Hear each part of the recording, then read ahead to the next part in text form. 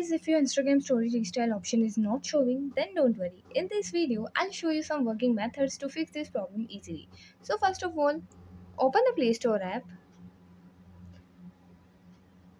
At the bottom, tap on the search icon and search for Instagram.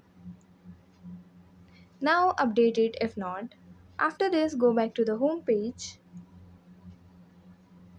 Now open the settings app, scroll down and click on the apps option. Now click on Instagram. Now click on storage and cache. Tap on clear cache. Now go back to the home page.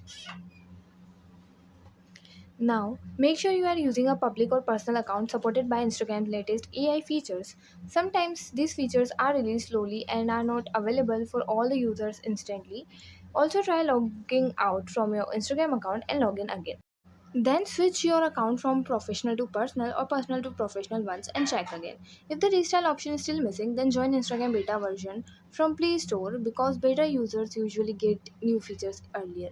Another important fix is changing your app language to English because some features appear only in selected languages or regions. Finally, if nothing works, wait for some time because Instagram releases feature gradually server side.